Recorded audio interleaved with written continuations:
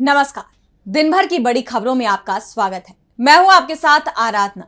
आज इस बुलेटिन में बात होगी ईरान पर हमला कर बुरे फंसे इजरायल की, अंग्रेजी को लेकर आरएसएस बीजेपी पर राहुल गांधी के बड़े हमले की, देखेंगे क्यों सवालों से घिरा चुनाव आयोग का एक और फैसला, कार्यपालिका और न्यायपालिका पर सीजेआई गवाही के बड़े बयान को, जानेंगे क्यों विवादों से घिरा पीएम मोदी का बिहार दौरा, और बुलेटिन के आखिर में देखेंगे जाने माने कार्टूनिस्ट इरफान की किस खबर पर पड़ी तिरछी नजर। लेकिन दिन भर की तमाम बड़ी खबरों से पहले एक नजर आज की सुर्खियों पर। मणिपुर में फिर भड़की हिंसा, एक किसान घायल, चुराचांदपुर में गोलीबारी के बीच कुकी महिला की गई जान, इलाके में तनाव जारी।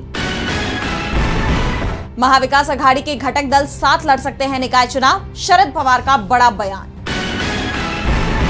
सपा प्रमुख अखिलेश यादव का बीजेपी पर बड़ा आरोप, कहा अंग्रेजों के डिवाइड एंड रूल के फॉर्मूले पर काम कर रही है बीजेपी। शेयर बाजार में तेजी, 1046 अंकों की तेजी के साथ 82,408 पर बंद हुआ सेंसेक्स, तो 319 अंकों की तेजी के साथ 25,112 पर बंद हुआ निफ्टी। ये तो थी सुर्खियां। अब बात आज की सबसे बड़ी खबर की। इजरायल और ईरान की जंग को 8 दिन हो गए हैं। जंग जैसे जैसे आगे बढ़ रही है, इजरायल कमजोर पड़ता दिखाई दे रहा है। ईरान का समर्थन और उसके हमले बढ़ते जा रहे हैं, तो इजरायल अब बचाव की मुद्रा में आ गया है। अमेरिका से भी उसे मदद नहीं मिल पा रही है। तो कैसे ईरान से जंग की शुरुआत कर मुश्किल में फंसा इजरायल, देखिए इस रिपोर्ट में। पश्चिमी एशिया में पासा पलट रहा है। ईरान के हमले अब इजरायल पर तेज हो गए हैं। आयरन डोम हाफने लगा है। अमेरिका के फॉक्स न्यूज ने कहा है कि इजरायल का ये डिफेंस सिस्टम 65% हमले ही रोक पा रहा है, यानी इजरायल की सुरक्षा भगवान भरोसे है। ईरान जहां चाहे वहां टारगेट कर रहा है। ईरान ने इजरायल के बीरशेवा शहर पर बैलिस्टिक मिसाइल से हमला किया। टाइम्स ऑफ इजरायल की रिपोर्ट के मुताबिक मिसाइल माइक्रोसॉफ्ट ऑफिस के नजदीक गिरी। इससे आसपास के घरों को भी नुकसान पहुंचा। ये लगातार दूसरा दिन है जब बीरशेवा शहर पर मिसाइल हमला हुआ है। इससे पहले ईरान ने बीरशेवा के एक अस्पताल पर मिसाइल दागी थी, जिसमें 50 से ज्यादा लोग घायल हो गए थे। तेल अवीव में भी दिन भर सायरन गूंजते रहे, धमाकों की आवाजें भी आती रही। नेतन्याहू को उम्मीद थी कि अमेरिका जल्दी ही जंग में शामिल होगा, लेकिन डोनाल्ड ट्रंप ने नेतन्याहू का इंतजार बढ़ा दिया है। व्हाइट हाउस की तरफ से कहा गया है कि अमेरिका 2 सप्ताह में फैसला करेगा कि उसे इस जंग में शामिल होना है या नहीं। दरअसल ट्रंप को चिंता इस बात की दिख रही है कि अगर अमेरिका जंग में कूदा तो कई फ्रंट एक साथ खुल जाएंगे। रूस ने अमेरिका को सख्त धमकी दी है कि अगर खामेनेई को कुछ हुआ तो रूस इसे बर्दाश्त नहीं करेगा। चीन की तरफ से भी ईरान को मदद पहुंचाई जा रही है। रूस और चीन दोनों ने एक सुर में ईरान का समर्थन करते हुए कहा है कि अमेरिका को जंग से दूर रहना चाहिए, जिसके बाद से ही ट्रंप के तेवर ढीले पड़ते दिख रहे हैं। इस बीच ब्रिटेन, फ्रांस और जर्मनी के विदेश मंत्रियों के साथ जिनेवा में ईरान के विदेश मंत्री अब्बास अराक्ची के साथ बैठक कर रहे हैं। कोशिश हो रही है कि बातचीत के जरिए इस मुद्दे का हल निकाला जाए। ऐसे में ये माना जा रहा है कि जंग के लिए इजरायल की तरफ से ही सीज फायर का ऐलान किया जाएगा, क्योंकि खामेनेई साफ कर चुके हैं कि जब तक इजरायल हमले बंद नहीं करेगा उससे कोई बात नहीं होगी, बल्कि जोरदार पलटवार किया जाएगा, जैसा अभी चल रहा है। इस बीच अमेरिकी मीडिया हाउस भी मानने लगे हैं कि जंग में इजरायल को जबरदस्त नुकसान हुआ है। उसके लिए इस नुकसान से उबरना अब बेहद मुश्किल हो रहा है। जंग लंबी चली तो इसे इजरायल सहन नहीं कर पाएगा।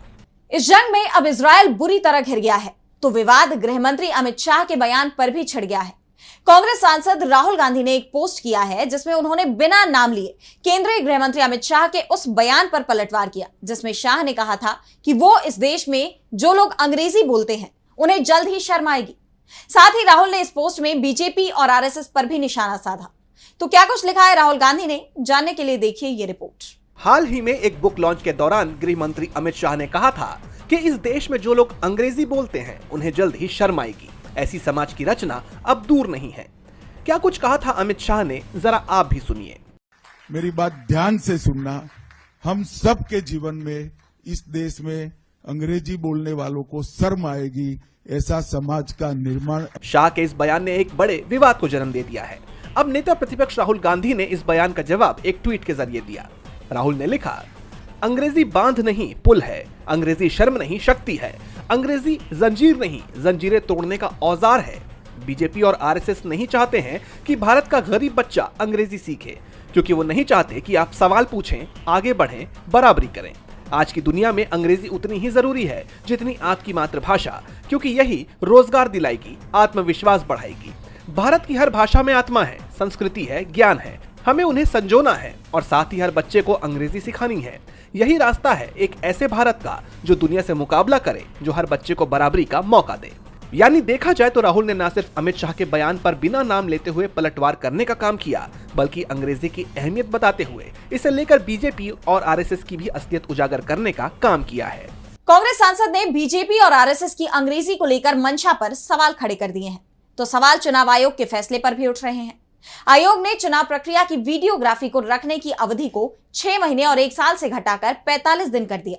आयोग ने इसके पीछे फुटेज के गलत इस्तेमाल की दलील दी है, लेकिन विपक्ष की पारदर्शी चुनाव प्रक्रिया की मांग के बीच ये फैसला कई सवाल खड़े कर रहे हैं। तो क्या है पूरा मामला, देखिए इस रिपोर्ट में। चुनाव आयोग ने हाल ही में मतदान प्रक्रिया की वीडियोग्राफी और तस्वीरों को संरक्षित करने की अवधि को घटाकर 45 दिन कर दिया है। पहले ये फुटेज 6 महीने से 1 साल तक रखा जाता था, लेकिन अब परिणाम घोषणा के 45 दिन बाद अगर कोई चुनाव को लेकर याचिका दायर नहीं होती तो ये डेटा नष्ट कर दिया जाएगा। आयोग ने फुटेज के गलत इस्तेमाल को इसकी वजह बताया, जहां सोशल मीडिया पर फुटेज को तोड़ मरोड़ कर गलत सूचनाएं फैलाई जा सकती हैं। नई गाइडलाइंस के तहत नामांकन, प्रचार, मतदान और मतगणना जैसे चरणों के फुटेज को 45 दिन तक रखा जाएगा। अगर किसी तरह से चुनाव के खिलाफ कोर्ट में याचिका दायर होती है तो संबंधित फुटेज को मामले के निपटारे तक संरक्षित किया जाएगा। आयोग का कहना है कि वीडियोग्राफी कानूनी जरूरत नहीं बल्कि आंतरिक प्रबंधन का हिस्सा है। विपक्ष लंबे समय से चुनाव प्रक्रिया में पारदर्शिता की मांग करता रहा है। सभी बूथों पर वीडियोग्राफी का फैसला इसी दिशा में था, लेकिन इस नए फैसले ने सवाल खड़े कर दिए हैं। कहा यह जा रहा है कि 45 दिन की सीमा इसकी पारदर्शिता को सीमित कर सकती है। अगर विपक्ष को सबूत जुटाने या अदालत जाने में 45 दिन से ज्यादा का वक्त लगता है या बाद में धांधली की शिकायत सामने आती है तो तब तक फुटेज नष्ट हो चुका होगा। इससे इस बात का शक बढ़ता है कि क्या ये फैसला चुनावी पारदर्शिता को कमजोर करने की कोशिश है, ये तो वक्त ही बताएगा। चुनावों की निष्पक्षता को लेकर लंबे वक्त से बहस छिड़ी हुई है, तो चर्चा में भारत के मुख्य न्यायाधीश जस्टिस BR गवई के बयान भी बने हुए हैं। और अब एक बार फिर CJI गवई के बयान ने सबका ध्यान अपनी तरफ खींच लिया। उन्होंने सुप्रीम कोर्ट के एक आदेश का जिक्र करते हुए कहा है कि सरकारें कभी न्यायपालिका की जगह नहीं ले सकती। तो CJI गवई ने क्यों कही ये बात और क्या है इसके मायने, जानने के लिए देखिए ये रिपोर्ट। सुप्रीम कोर्ट के CJI BR गवई ने एक बड़ी बात कही है। उन्होंने कहा कि सरकारें कभी न्यायपालिका की जगह नहीं ले सकती। CJI BR गवई इटली के मिलान में आयोजित एक कार्यक्रम में हिस्सा लेने पहुंचे थे। इस दौरान उन्होंने संबोधित किया और कहा कि कार्यपालिका कभी भी न्यायपालिका का काम नहीं कर सकती। इस संबंध में उन्होंने SC के एक अहम फैसले का हवाला दिया। CJI गवई ने सामाजिक, आर्थिक और राजनीतिक न्याय दिलाने में सुप्रीम कोर्ट की भूमिका पर जोर देते हुए सुप्रीम कोर्ट के बुलडोजर जस्टिस पर रोक लगाने के फैसले का हवाला दिया।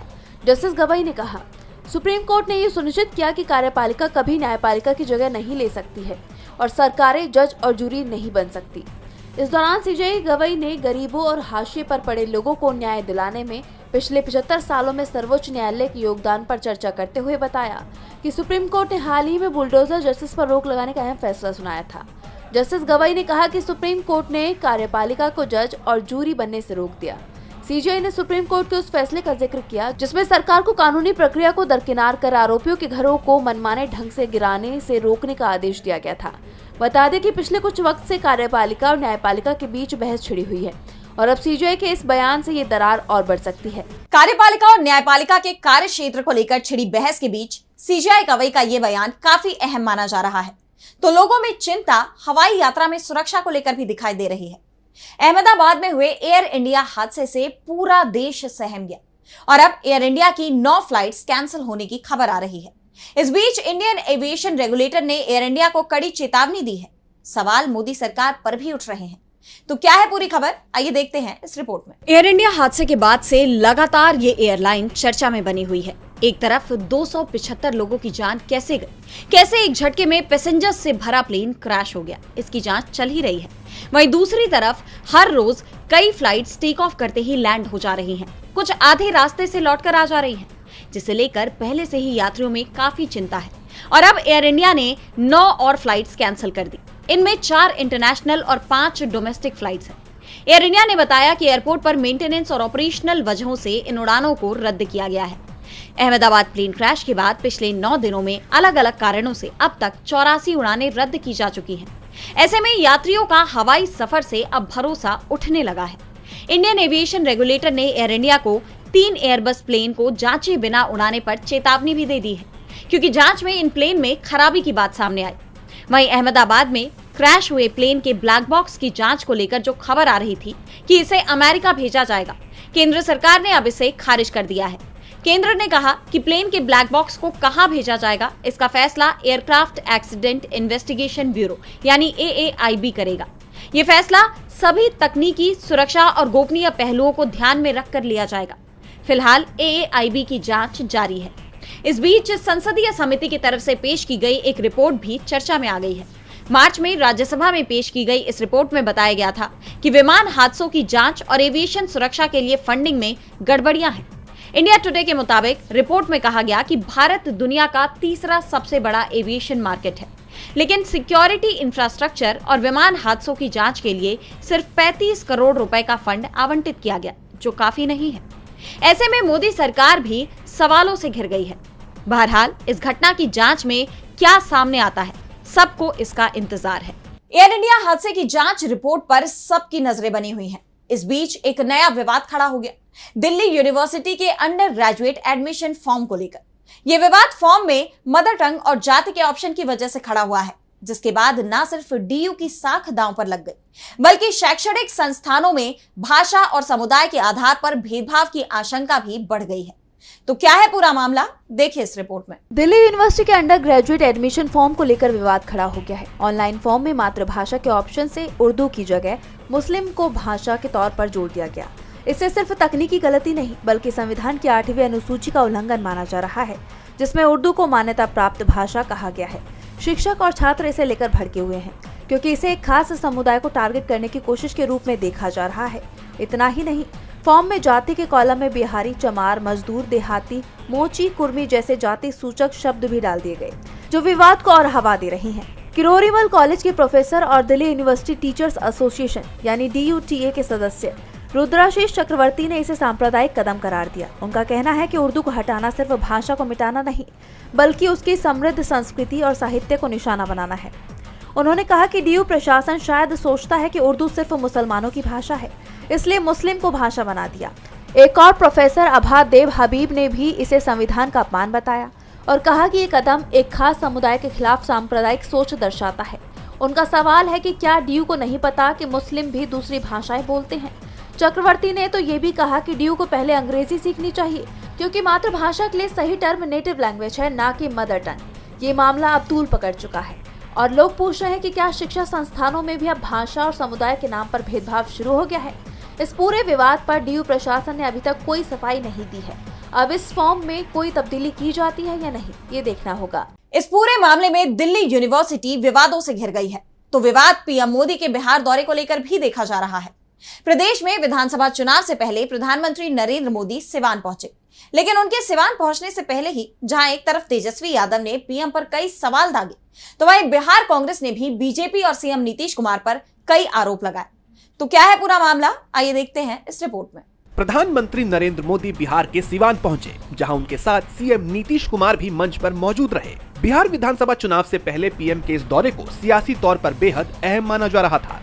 PM ने जसौली में एक जनसभा को संबोधित किया। हालांकि PM के बिहार दौरे से पहले ही बिहार की सियासत गर्मा गई। नेता प्रतिपक्ष तेजस्वी यादव ने PM पर निशाना साधते हुए रोजगार, पलायन और विभिन्न आयोगों में नियुक्तियों को लेकर 10-12 सवाल उठा दिए। उन्होंने तंज कसते हुए कहा कि PM लालू तेजस्वी को गाली देने आ रहे हैं, ना कि बिहार की समस्याओं का समाधान देने। तेजस्वी ने यह भी पूछा कि क्या PM आयोगों में नियुक्त 3 दामादों को माला पहनाएंगे। वहीं बिहार कांग्रेस ने भी बीजेपी पर गंभीर आरोप लगाए।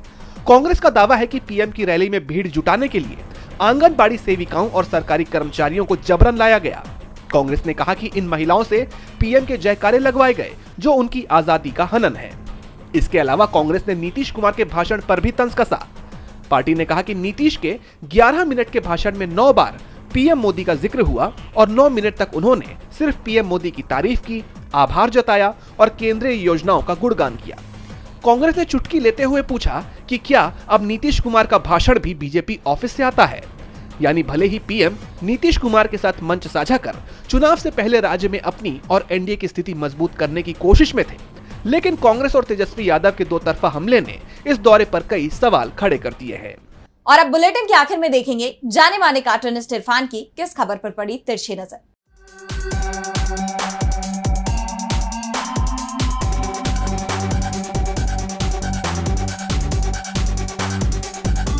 राहुल गांधी का जन्मदिन कांग्रेस के साथ साथ आम जनता के लिए भी राहत और खुशी का सबब बन गया, जब कई प्राइवेट कंपनियां उनके लिए आईं और उन्होंने 3,500 लोगों को रोजगार उनके जन्मदिन के उपहार के स्वरूप बांट दिए।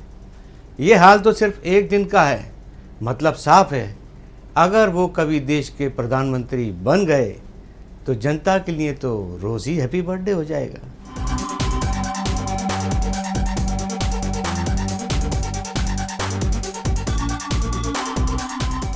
बहुत बहुत शुक्रिया इरफान जी। तो आज इस बुलेटिन में इतना ही। आप देखते रहिए डीबी लाइव। नमस्कार।